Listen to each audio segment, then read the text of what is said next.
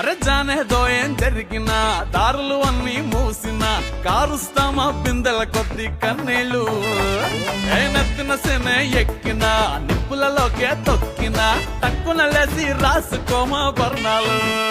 అరే ఎంత పెద్ద కష్టమైనా మోయలేని దుఃఖమైనా పర్మనెంట్ గానే కాదు అంటారు. ఇంత చిన్న దానికంతా డల్గా కూర్చోవాలా, కొద్దిగా చిల్అవుట్ అవుతాం మాస్టారు.